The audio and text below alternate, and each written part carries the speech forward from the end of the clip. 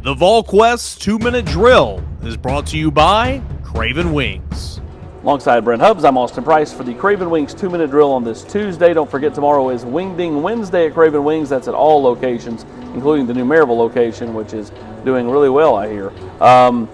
Brent, got to hear from Joey Halsley today. High praise for Hendon Hooker, says he's playing as well as anybody he's ever coached.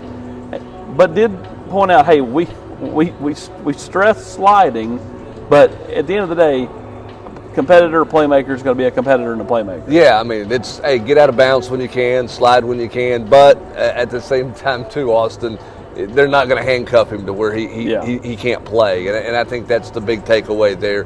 No surprise, lots of praise for the way Hendon Hooker's playing right now. Joey Halsley says he makes a couple of plays a game where he just kind of wows them. Yeah. It's not a game prep play, it's just an instinctive football play. And reference to 3rd and 9 to Princeton fan on the 2-minute drill. Yeah, and just listen, this is he's creating so much confidence in this program right now with all these guys. Yeah. Now they've got to go execute it, play well at Baton Rouge. We'll see how that goes. But there's a lot of belief that this offense is going to be highly successful because of Hendon Hooker. On the defensive side, LSU gets the ball to the running backs out in the flats. Linebackers go out to play in space.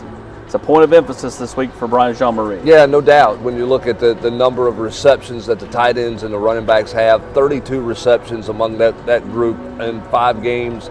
That's a lot. I mean, that's 6 touches a game in the pass receiving category. So Tennessee's got to do a really good job, really high stress on the linebackers, sideline to sideline. You got to tackle between the tackles in the downhill run game. You got to deal with RPOs. You got to deal with a scrambling quarterback. And, oh, by the way, they'll throw it to the running back in the flat.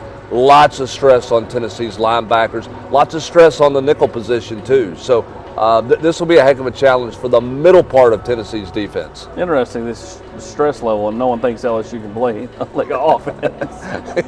Very strange. Well, and I know Tennessee thinks they can, but it's just, I mean, like, right. The common perception is they're not great on offense. But, yeah, you're here, we're talking about stress this, stress that. And well, I mean, they challenge you in different ways. Now, Brian Kelly, LSU's head coach, saying this week, look, we got receivers open. Our quarterback, Jaden Daniels, got to throw the football better.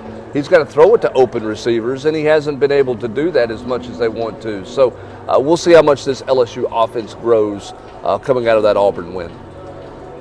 When you look at Jalen Hyatt, driven in the preseason, has lived up to all that praise he was getting, has been balling out, still driven 4 games in. Yeah, I mean, look, I've called him the best story on this team, or one of the best stories on this team, and he absolutely is. And it shows. I mean, he is not, everybody's waiting for him to say something like, you know, I've arrived, or I'm this, or praise himself, and he's just not going to do it. That's not where he's at mentally right now, Austin, and it's not going to be where he's at mentally. He's playing really well, and I think he's driven to play even better than he's playing right now.